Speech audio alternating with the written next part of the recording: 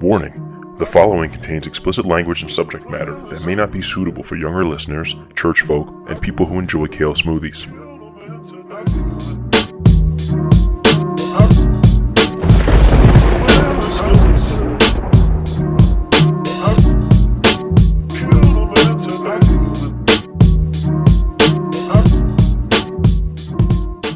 Are you good to go? I think so. Okay. Happy Sunday. Happy Sunday indeed. All right, I'm going to do my intro.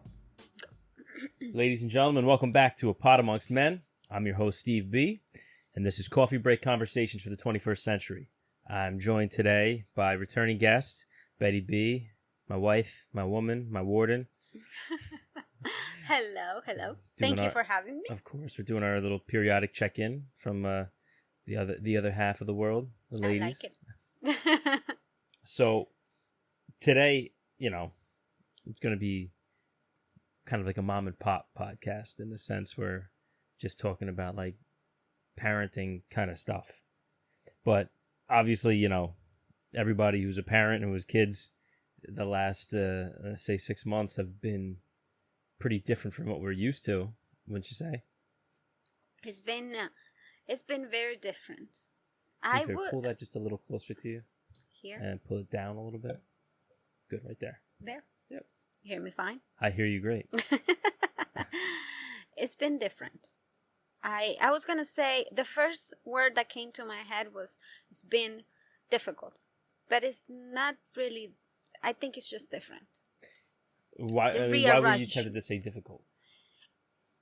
Because at first I thought like, oh my God, how am I going to deal with Tyler being at home so many hours, not being able to take him to a park, not being able, it's summer, to take him to a water park, to take him to the pool, to go to the beach. How is it going to be? Well, that was the weird thing, was that even like outside was closed. Everything was, there was a point that I remember looking out from our window and not seeing someone outside. Mm-hmm. You usually look out the window and you see people walking their dogs, jogging, running, riding bikes. We're in summer. You look out and there was no one there. Well, I think that's gotten a little more back to normal now. Now definitely feels a little more back to normal. Even for us here. We have been doing our own thing. We've been trying to go to the beach, like keeping our distance, figuring out when to go, what time, what day, what beach. It's been a process, but we're trying to get out there a little bit more.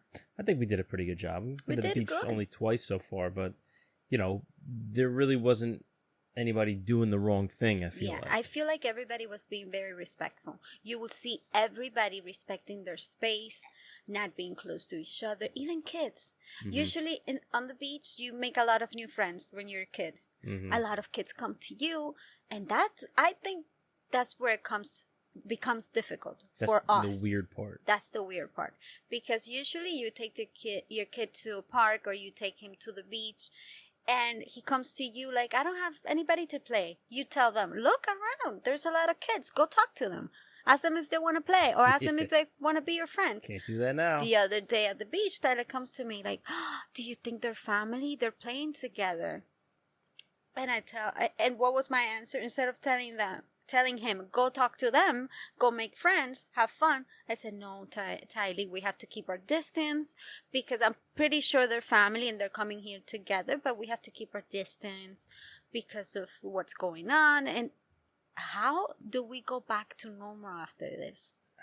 It's so many questions. We don't even know when we might be able to go back to normal. Exactly. How do you think, have you seen it affecting him? I mean, he's only 9.5. 9.5, he would be upset if I didn't add the half in there. Of course. But, have you seen it taking any kind of toll on him? Because, to be honest, the only thing I've noticed is just, him being on, playing the video games longer. Yeah, I don't think he's sad. I don't know. He asked about, when am I going to see my friends? When are we going to get together with them? Can we go to the water park? Can we invite them? When is school starting? Can I go to school? So those questions I'm thinking if he's asking those questions, something is going on with him. You know what I mean? It's not all happy thoughts. I'm pretty sure he's worried. He wants to see his friends. He wants to get back to going to school, to going to the playground with his friends, to having recess. And, but on the other hand, Tyler is very good with being home. We have tried to make it fun for him. We try to He's play a homebody video. naturally. Exactly. He has that in him, and I think that makes it a little easier on him and on us. You know what's crazy is that as much as like he might drive us nuts being in the house, like being full of energy and just wired like that, I don't think it's really he's that hyper compared to a lot of other boys his age. And he's not the typical kid that will ask you, when are we going out? What are we doing today? Let's do something. Let's go out. Let's go out. I was like that when I was a kid. I wanted to go out every single day. It was different when we were kids because it was like outside was where the fun was. Like for him now, it's just, you know, he's playing Roblox and playing Switch. And then it's hard because you don't want him. You want him to be entertained, to be having fun, to enjoy his time, but you don't want him on a screen 24/7. See, that's the thing, because even I notice it for us. Like, we're either watching TV or looking at our phones. What else are we going to do? And it's like, what else is there? So how do we teach a kid to self-regulate when it comes to screen time when, you know, it's like we don't even do it ourselves as adults? Like, how do we set a good example? It's true. I think it comes with habits. He's going to tend to replicate what he sees at home. So that's why I make it a point to try to do better things for him. I try to I don't have my phone right now with me, so I try to stop. He's probably playing on it right now. Yes, probably. I try to stop myself from using the phone so much or the TV. So I grab a book. Let's try to read right now. So I keep in my head every night we're gonna go to bed to help him wind down, and we're gonna do reading time. You're gonna read to me, I'm gonna read. Everybody reads their own book. Remember the other time we were trying to do that? And I remember reading the 2 times we've done it. Yeah, we try. I tried to come up with ideas and implement new things to see what would stick and to see what will create or make it a habit. So I read that it's good to do that, to establish like a time for reading the entire family. He will see you reading, I'm reading, and we can even share the same space. Let's say we're in the living room, let's sit down, and everybody, instead of watching TV, let's do reading time. Something like use that. a book. It's hard. It's harder, especially for a kid who likes to talk. Stay still. And he loves talking. Yeah. But that's why it's a good thing to do before going to bed, because it helps you wind down a little. And reading always puts you to sleep. It puts me to sleep like that, really, really fast. So it is exhausting because you're trying, okay, this idea is not quite working with him. Let's try a different approach. Let's do more board games. So then I go to the store and buy different type of games. I have a new game that he doesn't want to play yet. The detective game. I think it's going to be so much fun and he doesn't want to give it a try. I don't know if that's so much him or just kids in general, because it's like when you're not doing it, he's, oh, let's play the game. And then when you finally bring it out, okay, hey, you ready to play? Oh, no, I'm not right now. It's like, well, then when? Because It's only when I'm not ready to play that you want to play, and then vice versa. So, what do you think? Do you see? I don't know. What do you think? Do you think it has affecting him like bad? Like, I don't know. I think the only thing that it's gonna really affect with him is how he's able to I guess discipline himself, or like I said before, self-regulate when it comes to screen time and knowing when to put the game down.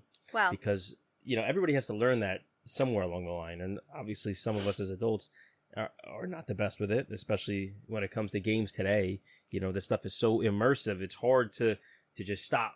You really have to just cut it off at some point. But, for a 9-year-old, it's hard. Exactly. It's way harder. How do you... It's hard to implement it, and it's hard for the kids to take it in as a good thing. They see it as a punishment. They see it as, why are you doing this to me? Well, This is my fun time. Why are you cutting it short? Yeah, What else especially is now, there to do? because it's exactly what else is there to do? It's like, okay, so I can't do the one thing that I can do to keep myself busy. Exactly. But then it's like, don't you think it's time that we maybe let me rephrase that. Do you think that now it's time for us to be the parents where it's like, listen, just go outside. Get outside. I don't want you inside playing on the games. Now we have a fenced-in yard. Yeah, finally, we waited 3 months to get this fucking yard fenced in. Apparently, a side note, anybody out there looking to do work in your house, when COVID first started and everything started shutting down with the quarantine, a lot of the factories where they make, pressure-treated wood, vinyl fencing, all that stuff. Pools were sold Those out. factories got shut down, and then at the same time, everybody stayed home, and everybody said, oh, well, maybe this is a good time to do some work in the house, and all of a sudden you have super high demand and now a very low supply, so everything is sold out. So it took us an extra, month and a half, 2.5 months to get this fencing done, and finally they got it done this week, but it's just, it was a nightmare. So, sorry, but like I'm saying, we have a fenced-in yard now. So don't you think maybe now we should be like, listen, no, you can go play, and we don't have to sit there and hover over you. Absolutely, and that is another reason why I wanted the fence. Mm-hmm. He can go out there. He can play with his ball. He can play soccer. He can play baseball. He can play whatever. We can make up games. We have the space for it, and that's another reason why I want to work we have our projects in the backyard to make it more fun for him to do outdoor things. That's a big thing. Now, Tyler is a very good kid. You talk to him and he understands. When we came with the rule of 2 hours of screen time, I had to explain to him 3 times that it was not a punishment. Not because he did something wrong. It was just because it was healthy for him. Let's do something different. And you came up with a great idea of drawings. Let's do drawings. Now he has a journal that he's drawing on that journal every single day. Yeah. Because it's like we came to a point that it's a teamwork. He's helping me, and I'm making sure I'm enforcing the rule. Because that's another thing. I make a rule, then I don't follow through. Because I feel bad for him, because he asked me, please, 5 minutes. So the moment we have to put our foot down and really stick to the rules, I think he's very good at following them. Do you find that you have a hard time in keeping strict on that rule? Because you're home with him all day and I'm at work. I have a hard time with him when he has the best attitude and he comes and he said, Mama, please, I'm really trying to get to the next level. I'm really trying to get the skin. And I feel so bad because I think back when I was a kid that I felt the same way for certain things. Mm-hmm. And I loved when my dad or my mom will compromise or okay, let's do this for you. But next time, you know what I mean? They will give me a chance. Now, I have to keep saying to myself, what I'm doing to him is something that is the best thing for him. It's healthy for him. This game things become addictive. Then I noticed that when I will take the game away from him, he wouldn't find joy in anything else. Mm-hmm. I will take the game out of him and I will not say just sit there and get bored. No, I will tell him, let's play something together. Let's go out. Let's ride bikes. Let's play Monopoly. That he loved Monopoly. And he wouldn't want to do anything. Not even riding bikes. Well, that's the problem. Because the games are, for lack of a better word, they're just so good that everything else, once you turn it off right away, everything else doesn't seem as stimulating. Especially to a little kid, there's colors and action and all this movement. Mm-hmm. So, real life tends to get boring. Yeah. And this is the kids that have a bigger problem when they get to high school. Mm-hmm. They need so much more to feel that excitement, that adrenaline. Mm-hmm. If we don't do it now, it's going to be a big problem later on his life. And that's what I don't want. But just a couple weeks ago, we told him he had to turn the game off. And of course, he bugged out a little bit, and then I called him on it. I said, listen, either chill out, relax yourself, or we're not going to do any more games for the rest of the weekend. Bless you. Oh, I'm sorry. And, he couldn't keep it together. Says, okay, no games for the rest of the weekend. And then, defiant as he is, he's, oh, well, let's make it a week. I know. I go, okay, tough guy, a week. Good idea. Oh, God. And like I was saying to you, you really could see instantly that look of like, Oh, I messed what up. did I do? I messed up. But that week, like we talked about it, he was a different person. He was a different kid. And that, to me, is really indicative of something. Like, if him not playing video games literally makes him a better kid, like better behaved, better mentally, just like happier. Because you can even do an experiment. You have a kid playing 24/7, just one day. He's on the phone 8 hours playing video games. The moment you take that video game away from them, you see how changed their behavior is. They're hyper, they're all over the place. I don't know, the attitude changed, and not in a good way. So I said I have to be strong, and it has to be 2 hours. That's it, tops, every day.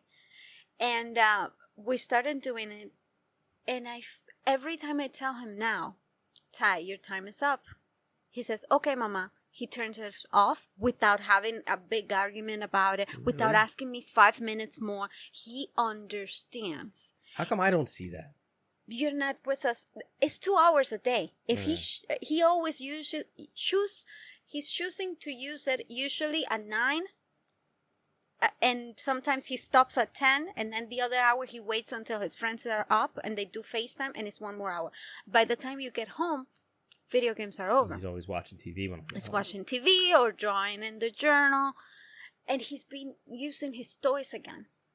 He's been bringing out the toys again. He's using the journals. He's drawing again. And his attitude is better. I don't want to take the video games completely off. No, I don't want to either. Because...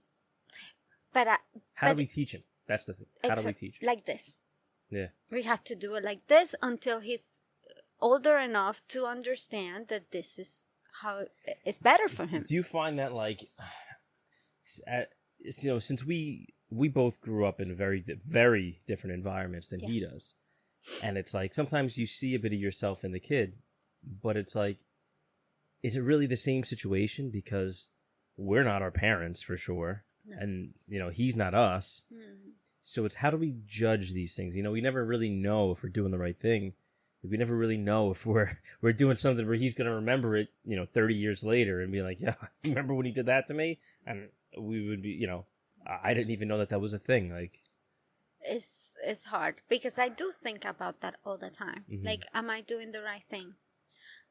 Am I being the best mom I could be? I don't want him to grow up and then tell me, Mom, you did this wrong, and you break my heart when you said this, and you did... I fear that, like, every day, because I'm learning. We don't have a book with instructions telling us, this is the child you got, please treat him, in this case, do this, refer to page 289. We don't have that. So we're just trying, and we're all different. We're trying to do our best. I try to read a lot of books. I try to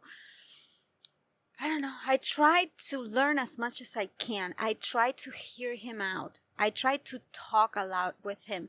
Like, for him to understand what I'm coming from and why I'm doing the things I'm doing. Because I don't want to tell him, you're doing this because I'm your mother and that's it. But I mean, your mom and dad, did they actually take the time to explain things to you when you were his age? See, that was so unlike my parents. Really? My mom and my dad, I will have time out. I will be in trouble. But they will always tell me why are they doing the things they were doing. You're not doing this because you did this, and this is why I'm doing this. They will explain it. I've never heard in my house, you have to do this because these are my rules, and until you live under my roof, this is what you're going to do. Never. In my That house, was, they that always was par for told the me. course for me. Really? So in my house, they always told me. I've heard that from my friends' houses. Mhm. And I remember thinking, oh my God, I'm so happy.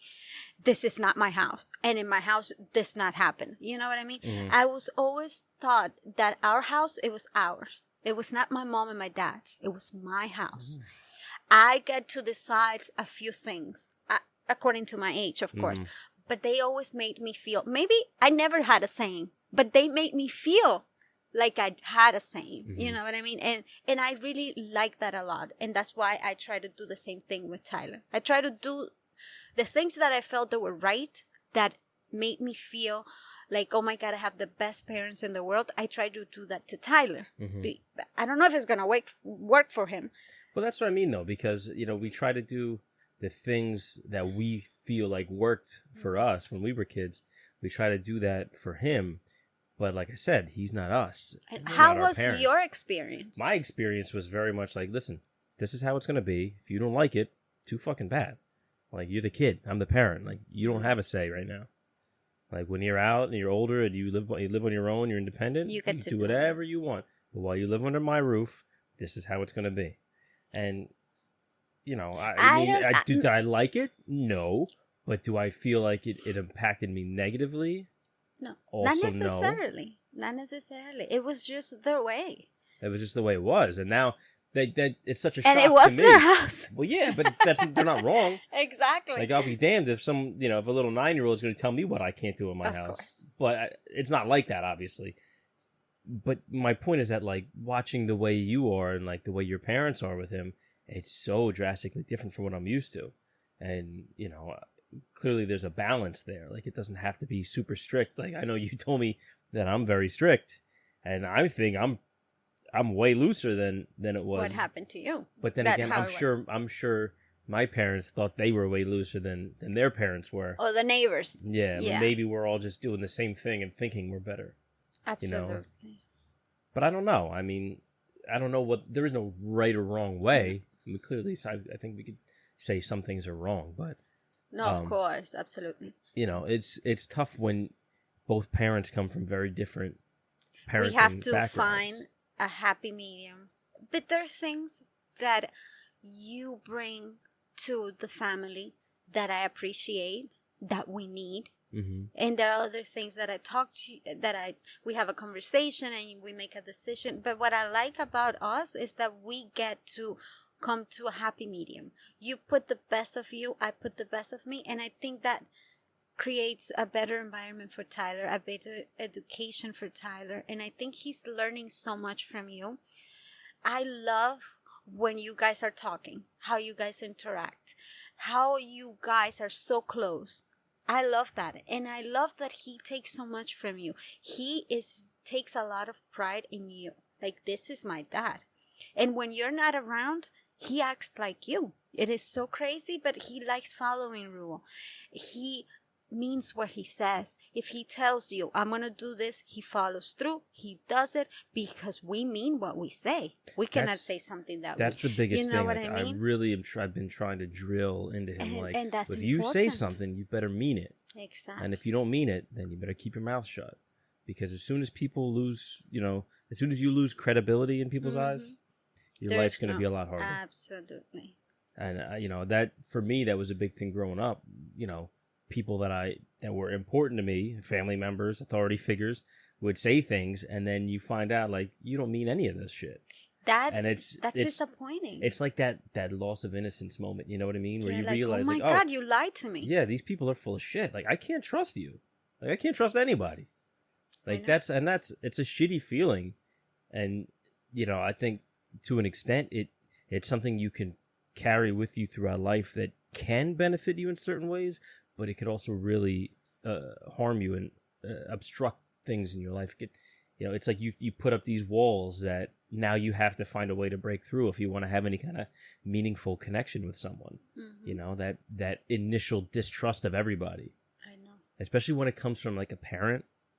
Yeah. Like that's something that you really end up carrying with you pretty much forever. Your entire life. Yeah. I mean, you could develop the clarity and like the mental self-awareness. It's like, okay, I understand this is a part of me, and I have to be mindful that I don't let that, bring me down a path that I don't want to be on. Like make me do things that I'm going to regret. Yeah. It's hard. It's something you always have to be mindful of, and that's why I'm trying to. I try to make a point. If I tell him something, like, all right, I'll Even play. if you're tired. All right, I'll play the game with you. I'll play. Exactly. As soon as we finish the podcast, I'll play the game with you. Mm-hmm. Now I know, like, I have to do that. You have to keep your word. I don't want him to lose faith in what I say or in you, of because course. that ends up if you tell him, okay, we're gonna go today to the water park at 5 p.m. but then you feel like not going, or you're tired. Mm-hmm. You just have to follow through, because those little things are it's what he's gonna stay with. That he's gonna say, yeah, if he said that he's gonna do it, he's gonna do it. I trust him. He's not gonna let me down. And down the line, when he's in high school, when he's a grown up, he's gonna feel like, okay, he has my back, because it was a built trust. If we don't build that now, why are we gonna ask him to just trust you tomorrow? You have to trust me because I am your dad, or you have to trust me because I'm your mom. No, you don't have to. Those things are things that we work for it.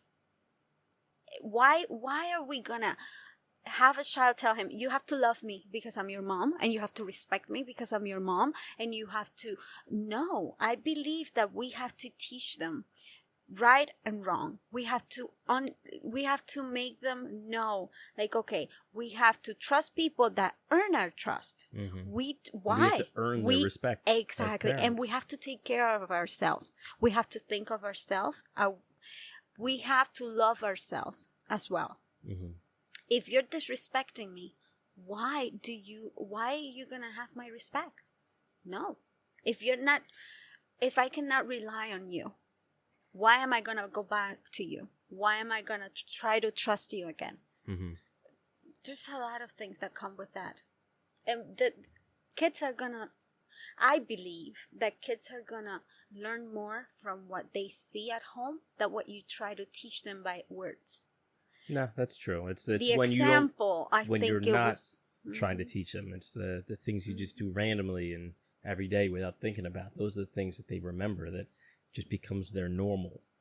There's a lot of things like imagine I realized, like, my parents did growing up, that now, like, I do, and it's not like a conscious thing. It's totally subconscious. You just do it. I'm like, what the hell is this? Do you see yourself doing things that you hated when you were a kid, doing it now as a parent?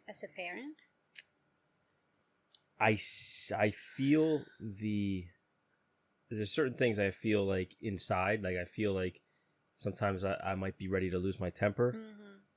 And I think I'm pretty good about keeping that under control.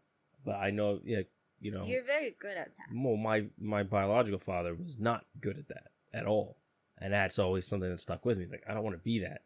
Because that's where you... Well, I mean, I think I might have talked about it on the show before, but, he was somebody who would lose his cool and then do something. He would, like, throw something or, like, act like an idiot.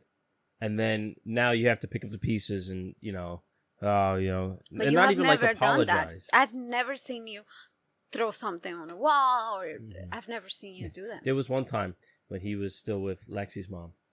Your dad? Yeah, Lexi's mom owned a gymnastics school, and that was where he first started teaching martial arts. And they had a little office, and he was telling me to do something. He was like, tell me to go look for something, and I couldn't find it. Like, I was a kid, like, I can't find it. Like, I go in the office like, Dad, I don't know where it is. And he's on the phone with somebody, and he's like so frustrated that I can't find whatever it is he wanted. He like grabbed something off the desk and just threw it across the room. But what he grabbed was a set of keys. I think it was like his car keys or something. And now he can't find where the fuck they landed. Really? So now he's even more mad because now once he's off the phone, he's got to dig through and try to find the keys that he threw. And I got to stand there like, God, yeah, okay. How does that make you feel at that moment? Oh, seeing his reaction. It makes you lose respect for someone. Like, what? I mean, granted, I was a kid, so I didn't How old were you? Maybe 11, 10, like around there. Like, I don't even know if I think Lexi was born at that time. So I had to be like 11, maybe 12. But See, that would have been something. I'm trying to think back. Me, 10 years old. If I see that, I'll get so scared. Oh, of Like, course do I you was. see? Listen, I was petrified of him as a kid. Because you never know. He could just Please fly off don't the ask handle. me to find anything. Yeah. And that's so scary. But that's also one of the reasons, like I told you, why I hate doing work around the house. You know, I'm a construction worker. I'm a blue collar guy by trade, and I hate doing work like outside of my own job because that was what would happen. We would go over his house every other weekend, and he would always have some job he wanted to do with the house, and he would make me help him. And I would always end up getting yelled at for like holding the flashlight wrong or something stupid like that. I know. And it's like I don't want to do anything. There's no need for that. And you hated that. No, but you don't do that. That is amazing. I'm happy that you don't do that. But that's like one of two paths a person can take. You can either repeat the same behavior or completely you completely change. Mm-hmm. And like something I always say is you either evolve or repeat. Absolutely. So, I agree. But it's something you have to be mindful of. So I don't want to do that to him. Like, and I've caught myself. Like I think there's like one time when I lost my temper and I was trying to get him dressed for like we're going somewhere and I had to try to get his dress shoes on and he wouldn't like sit still. And I was already like annoyed, like me and you were kind of arguing a little bit, and he wouldn't sit still. And I'm like, Tyler, and I just like Tyler, and I threw the shoe down on the ground, and I could see that look of fear in his eyes, like shit. That look breaks your heart. Yeah. As a parent, like, oh my God, why?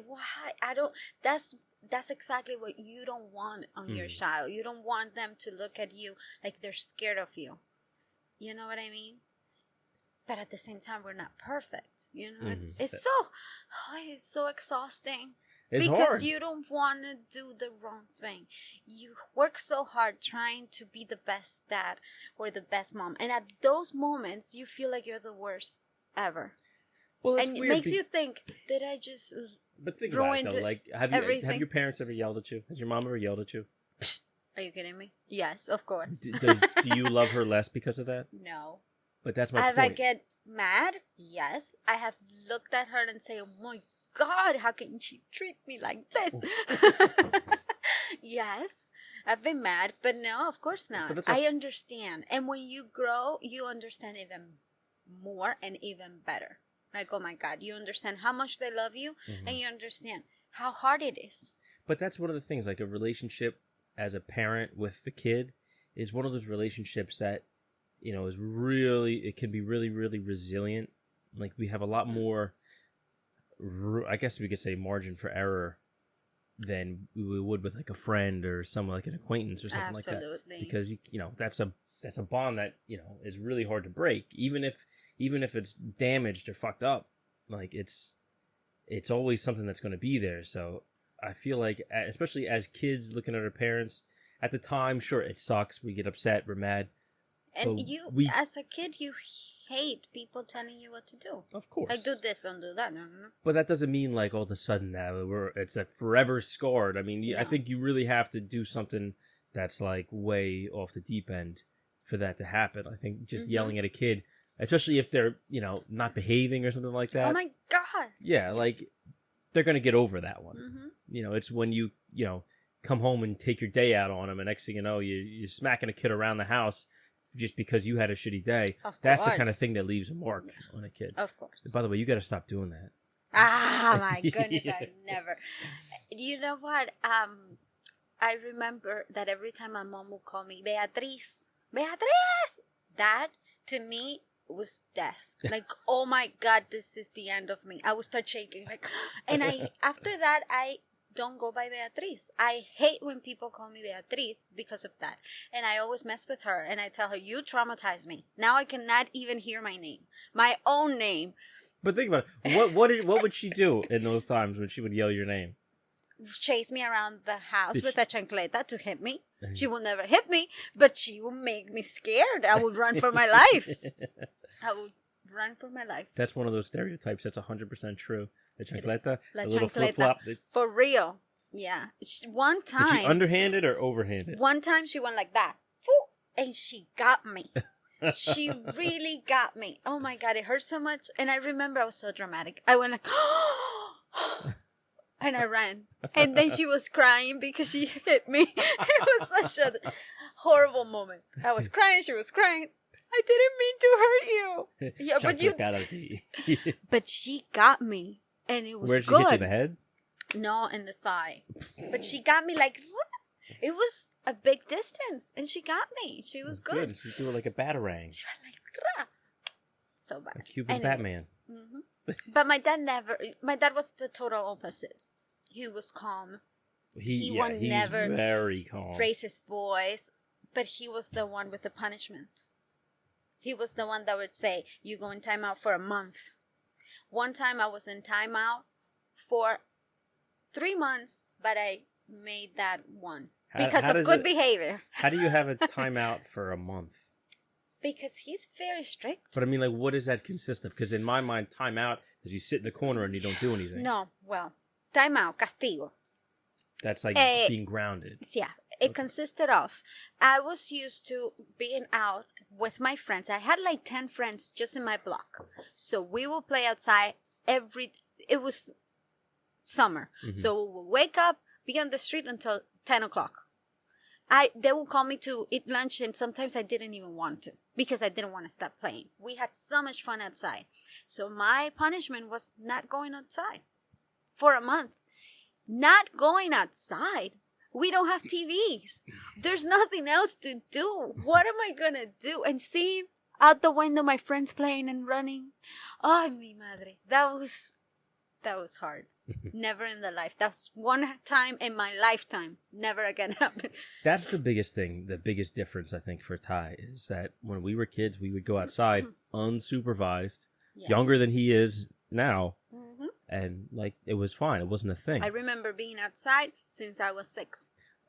On my own. My concern is that maybe him not doing that is, I guess, like stunting his growth in some way. You know, his development, like that free time, that unsupervised free time, being independent, learning how to be self-sufficient and actually how to take care of yourself. You know, we would always get hurt. You'd be, a mile away from the house and then you fall off your bike and you still have to get all the way home. You can't just sit there and cry until someone comes to save you. I know. Like you have to take care of yourself. And that was such a valuable part of growing up and learning. Like, I feel like, shouldn't we be letting him go experience that? Or are we like crippling him in some way? I don't think so. I think times have changed. I think that we're more aware now that what all the bad things could happen out there. Mm-hmm. We're more aware. That's why we have more fear of letting him go out completely on his own and come back when it's lunchtime. I'm assuming that will come, but in a different. I will say that it will come when he's older. I'm not saying it will not happen, but I think it will come, especially here. We have a good neighborhood. There's a lot of kids in the area.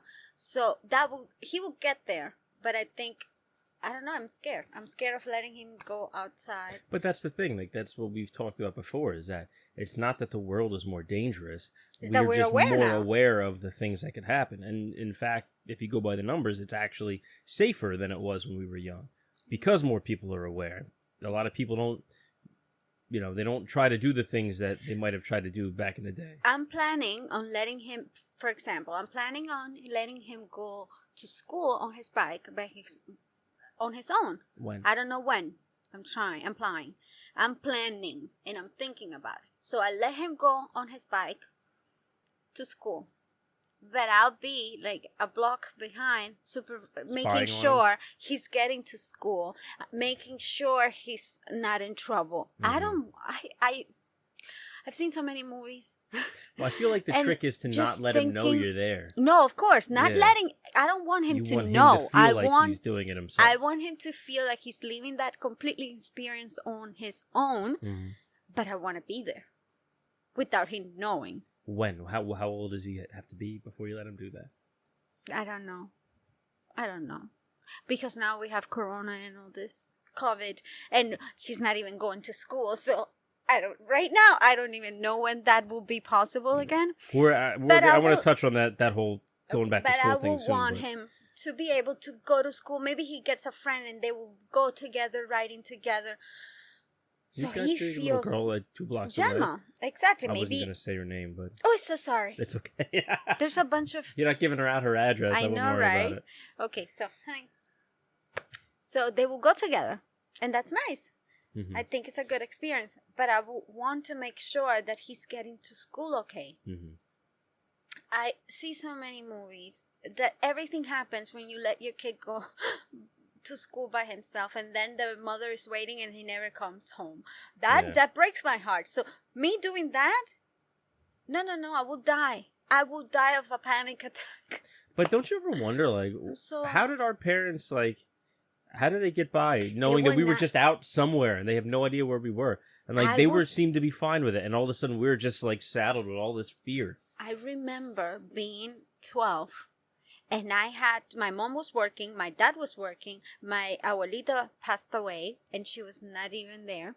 So I'm alone in a house. I needed to shower, get ready for school, eat my lunch, get on my bike, and go on my bike to school. And it was far. It was like 20 minutes, 30 minutes on a bike to get to school. And all of that responsibility, it was me on my own. Mm-hmm. I had to get ready, have my uniform ready, everything ready, get to school on time, and come back. And my mom was working, and we didn't have cell phones back then. And it was fine. But like you said, like it helps you grow up. But that's my point. Like, I know you have a very good point. So I think that's a good plan. I remember. I will let him go do it, but I'll be there looking for him. But even just for playing, though. I mean, you talked about being out all day playing with your friends. I did the same thing. And our neighborhood, like, it's not like you could see everything from where I lived. Like, I would be a good mile and a half away just playing, doing crazy shit. But that's the bikes. Difference from me. In my neighborhood, on my block, my dad could stand on the door and he will see where I'm playing. From one corner or the other one. But he will see me on the street. We were literally on the street. We were not in anybody's houses. I was everywhere. I would be outside. in a friend's house, outside, in the woods, and playing on, like, the construction sites, like, when everybody would go home for the day. Yeah, it was a lot of fun. And nobody was looking for me. It wasn't even like you have to be home at a certain time. Like, it was kind of just like, hey, I'm going out to play. See you later. Bye. And that was it. No phone, nothing. My dad will come out and he will whistle. Oh, your dad really loud. Has that loud Hispanic whistle. I know. That, and like, then piercing whistle. You will see me with the fingers running. in the mouth and everything. You will see me running. Like that thing? I can't do it. I know. You will see me running because you shouldn't let him go twice. So I will run. I'm here. And that was it. Okay, 5 minutes. That's it. Yeah, and it was fun. It was a fun time. I think the difference is, too, like, we both grew up in places where we had groups of friends that lived close by. Like, I don't think he has that here. He has that here. He has, but I'm talking about, like, friends that lived close. Yeah. They're, like 5 blocks away? Who are we referring to? The kids that live by the school that are his friends. Yeah, I guess it's not that far. That's not far. And it really doesn't have to cross a main road. And it's like 5 kids just on that side. Yeah. But I don't know. I feel like everybody's in the same boat as us. There's no parents that just let their kids go out and play, like, unaccompanied Not even anymore. around here. They let them play on the street, but you see every parent outside watching them play on the street. It's weird. Times are weird, baby. We have to evolve. What can we say? I wish it was like back then. And it's like we all recognize, like, this is not how we were raised, and we were okay. It's definitely and different. It's like we can't not do it. Mm-hmm. But so school's supposed to start soon. I know. You made the call to not. I made it by myself. Yeah, I had no say in it. No. Well, I was thinking about it, and I felt really bad. Because Tyler loves school. And he loves school for one reason. To mingle with his friends. I ask him every day when he came from school, last school year. I will ask him, how was your day? What was your favorite part of the day? And he always will tell me, recess. Because I get to play with my friends. We went to the playground. We did this. He loves school because he has friends. That's it. So it was hard because I was trying to do the right thing. What is the right thing to do? Who has the answer to that? right? Yeah. So that's why it makes it so hard. So I sat down with him and I said, Tyler, okay, school's about to start and we have options. Fortunately, right here we have options. They're saying that we can choose to have 100% online until December, and then in December we'll go back at it and we reevaluate the situation and they'll decide what to do then. Mm-hmm. But you have the option of 100% online until December, or actually going to school partially, meaning that they will have 2 shifts from 8:30 to 11, and that will be 1 shift in the AM, and the other shift will come in 11:45 to 2. Now, they have to wear the mask. They're going to be 6 feet apart from each other. They don't have recess, of course, or lunch. So their interaction is going to be very minimum. Teachers are going to be seeing the same amount of students in one day. They're not checking temperature. So I was explaining all of this to Tyler, and this was his questions. Do I have to wear the mask all the time, the entire time I'm there? And I said, yes. I cannot even do a handshake with my friends? And I said, no, and you have to keep the distance. And when you come back home, because that's what they say, they go like at about 2 hours, 3 hours to school, and when they come back, they have to log in online again and finish the day online. Or if your shift is in the afternoon, you will start your day online and finish it at school. So I explaining all these rules and all these things to him. He said, no, then forget it. I'd rather stay home. I have you here. You help me if I have any questions. I'd rather stay home. Because if we cannot even play, why am I going to school? Well, the thing I don't get is, what is the value of just going in for a couple hours? Everybody's all spaced out. Like, what are you getting more out of that than you are at just staying home and doing everything virtually? I don't understand the difference. And it seems like a lot of unnecessary risk, too. Because if you look at a place like Georgia, they opened up schools again. Completely. And you see the pictures, like the kid got suspended just for posting a picture of, what the hallway looked like. I mean, it was written down in, like, the student guidelines. You're not allowed to post pictures of stuff inside the school. So, technically, they were... either way, you see all these people in there, no masks, nobody cares. Everybody's crammed together in the hallway. And sure enough, now they're seeing the cases start to go up. And it's like, why are we taking this chance? We haven't gotten it under control, and we're going to trust kids to suddenly be, safe with this stuff? I don't think it's a good idea. We're exposing the teachers. They're exposed to seeing the same amount of students because the shifts are only for students. The teacher has to be there morning and afternoon. So the same amount of students they're going to see. Number one, they have a lot of pressure in their hands. They have to keep those kids with the mask on. They have to make sure they respect the space. You're adding more stress on that teacher. It's not only go teach them not to behave. Can you please focus? Not talking. No, now you have to keep your mask on. Don't touch each other. Stay in your seat. Keep the distance. Don't borrow anything. It's so much more for them. I don't think we're exposing them a lot. I don't think it's necessary. I will absolutely... Florida is doing... Not Florida. I'm not sure the entire state. But South Florida, where it is Miami-Dade County and Broward County, they're doing 100% mandatory online. Really? There's no option down there. That's it. Well, that's good. And I think that's a great thing. That's like one of the few sensible things I've heard come out of Florida Me too. recently. I think they're doing it because things are crazy and out of control. We have to get back somehow. And I don't think letting kids go into school is a good thing. But that's only me. I understand there's a lot of parents that have to go back to work. And if you have a kid, let's say 6 years old, they cannot really get to a computer or get to their assignments. And the father has to go, or the mother, everybody has to go to work. What are you going to do? You have to send them to school. You're leaving me with no choice. Thankfully, we have a choice. But there are parents that don't have a choice. My cousin, she has 4 kids. She has to work. And for her, having the kids 100% of the time mandatory online is a hassle. And I completely understand and feel for her. Mirna. Yeah. She has Noah. She has Mason. Mason is going to kindergarten. Do you think he needs help to log in a computer? Who is gonna help with that? It has to be her, but she has a full-time job. Her husband has a full-time job. So we are in such a difficult spot. It's not even funny. It's really, really tough spot for a lot of parents. Tati, she has an Instagram page for moms. Mm-hmm.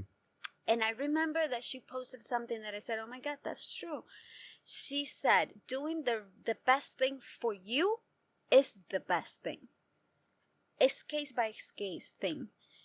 As long as you feel good with your decision, as long as you feel this is the best for you and your family, I think that's the best.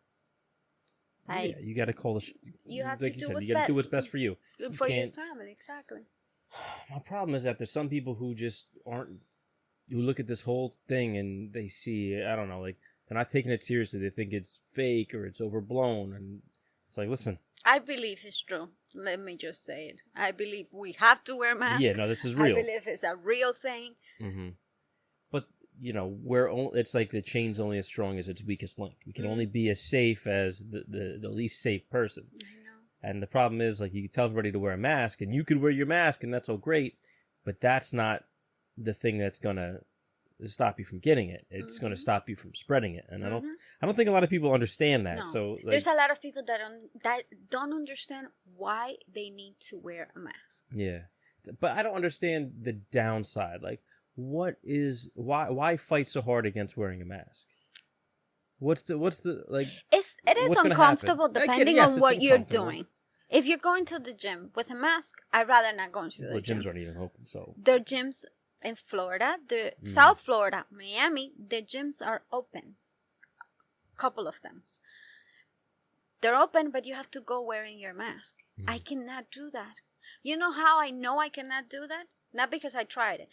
I go to the supermarket, the grocery store, wearing my mask. The moment I get out and I'm just putting the things on the car, it's so hot that it's burning my face. How am I gonna be working out, running? It's actually bad for you to exercise with the mask on because you're breathing back in the carbon dioxide that you're exhaling. How can they do that in a gym? I don't think you really can or should. I've seen it all over the social media. People, they're recording themselves running in the treadmill wearing the mask. I wonder if you got those masks that people wear like to make it harder to breathe, to simulate like high altitude training. Did you ever see like they run with the little face masks? Sorry, I hit the mic. Maybe something like that. It has to be. But does that actually keep the particles from flying out of your mouth? I don't know. Because now here's the next thing we just talked about. I read a thing, they're saying like the neck gaiters, like the little things like the nylon masks you wear around your neck, those actually are more harmful than not wearing a mask because they're not thick enough to actually stop the particles from getting out. And what happens is when bigger particles hit that, what it does is it breaks them down and it's basically like turning it into aerosol form and you're spraying it out, whereas you're making it worse than it would have been if you didn't have a mask and you just coughed or something. Oh, that's so crazy. So now all these people wearing those thinking that that's fine, myself included. It's like, fuck, now I have to go get those surgical masks, which are really uncomfortable. And, what else are you going to do? But, I don't even know, like, how much, like, at what point does this start affecting Tyler? Because I know we can already see how it's affecting us. I mean, if you're lucky enough, like myself, where nothing really has changed, like it's only minor inconveniences, really. Like you can't. Honestly, I don't think much have changed for me. I love working from home. I'm used to working from home, so to me, that's a plus. I'm happy that I'm working from home. But it's true. What about Ty? He needs interaction with his friends. Yeah, he needs to go play with other kids. And right now, it really can't do that much. I mean, we have a little bit. Like he's played a little bit. Friends over there. Some neighbors. It's been fine. It's been good too that he has friends to play FaceTime. Like he plays with Adrian, Alexa, Leslie. They have like a little group. They're all down in Miami, and he's the only one up here. But they are such a good group. They're always playing video games, but they do FaceTime. Yeah, because when you do online, it doesn't really matter So where they're you are. exactly. So you guys, they are interacting with each other. He gets so much joy out of that. You know what I mean? But he needs like that real interaction, that in person. Let's go ride bikes. Let's run. He loves doing races. Let's race. Things like that. I think we have the good thing that we have good friends close by the school, and we get to sometimes meet with them, enjoy time outside, trampoline and things like that. And that's why I think it hasn't been that hard on him, because of those little things. If we take all of that away from him, I think would have been in very difficult spot. You know, we're gonna be in meltdown mode at that point. Yeah, like what's happening? Why is and he's very concerned. I remember the other day I said, Tyler, I'm gonna check to see if there's anything open. I don't know, a pool or something that we can do. And he was the one that told me, no, mama, COVID, Corona, we have to take care. We cannot go out. No. Is Corona over? All right, so we'll wrap it up here in a minute. But the last thing I want to ask you, can you remember an embarrassing story from your childhood? Because, you know, the part of the show that we end on now is called Humble Pie. And we haven't done this since the last time you've been here, where myself and the guest both share embarrassing stories from some point in our life. And since we're talking about parenting and childhood stuff, I wonder if there's anything you can remember from your childhood that was embarrassing to you. I could think of many things. I'll tell you mine while you think of yours. Okay. So, my biological father, when I was young... But is it funny or sad? Am I gonna go, oh, no, it's funny. for you? Okay. So, he used to be a conductor, a train conductor for Amtrak. And, you know, when I was really young. I couldn't have been older than 6 or 7. I probably was like closer to 4 or 5 when this happened. So he would take, you know, me and my sister Erica sometimes on trips. And there was a few times where he would take just one of us. Like, so he took me, he was working a train going from Philly to Chicago. And it's, you know, it's overnight, like it's a long ride. Really? Yeah. So during the day, like when his shift would be on, like he would have me like, say, all right, can you just have to hang out in our, you know, sleeper car. It's like our room essentially. And as a little kid, like he was gone for, you know, hours and I would just have to stay there. And I guess at one point, like I got scared because he was gone for so long and I didn't know what to do. And I was upset. I would keep like peeking my head out the door and like see if I could see somebody. And I only knew like the one other conductor. I forget what this guy's name was, but he was cool. And I saw him. I was like, you know where my dad is? He was like, oh, I don't know. Maybe we should call him. So they have like the intercom system for like the whole train. So everybody will hear that. Yeah. So he was like, oh, you can call him. You can ask. And I didn't know what to do. And I was just, Dad, I need you. Oh my God. Throughout the whole train. And like in hindsight, like this is something that I've thought about, that I'll wake up in the middle of the night and just like, oh my God. Like years later, like I can't. Why did I do that? Why did you make me do that? Like a little kid. Like, that is embarrassing. I mean, that's the whole story, but I was so embarrassed. I was like, and I wasn't ready for it. That when you're little, you feel that like 30 times more. Like now you look back and you say, that's so silly. But at that moment, it felt like the end of the world, right? Like, oh my God, what am I doing? I was like, why did you do this? You don't. What's yours? Mine is so much worse. All right, well, let's hear it. Worse. I don't know. Are you going to judge me after this? I don't know. You cannot judge me. It's a little too late. Okay. Good. Okay. So I'm in school. How old are you? Like 8. I was like 8. So I've always been very shy, right? So true. Picture me. Facts, Kellerman. 8 years old. I'm in school. This is elementary school. When we're in class, this was in the morning, the teacher said, okay, it was, we had to read and the story was about 3 butterflies. So she picked 3 girls to read each one part of the text. So I'm out there. Number 1, I hate having to read, to talk among the class. So that to me... You would never guess right now. Really? Yeah. That's true, right? Yeah. I was shaking just because I knew I had to go out there. I So know that shake where you, like your knees shake like everything is shaking. Yeah. I feel like I want to throw up. Oh my God, what's happening? Okay, so I have my book and I said, let me just go to the bathroom. I have to go to pee. I'm doing my pee right now. So I'm in front of the class and I said to the teacher, can I just please go to the bathroom really quick? Because I knew that I couldn't do it, read in front of the class if I don't go do pee first. I had to pee first. So I asked her permission. She said, no, we're about to start reading right now. After you're done, you go to the bathroom. And I said, I cannot hold it. Please, please, please. She said, no, no, no. So in front of the entire classroom, as I'm reading, I pee on myself. Like in front of the entire classroom. You know that feeling that you want to die? I want to die right now. Die, die, die, Betty, die.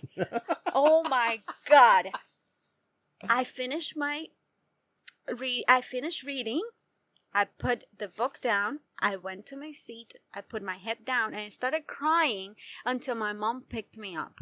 Mind you, nobody is calling my mom to tell her what happened. So I'm waiting the entire school day without picking up my head because I was so embarrassed that I even had lunch. I didn't do in class. Nothing. What did the teacher do?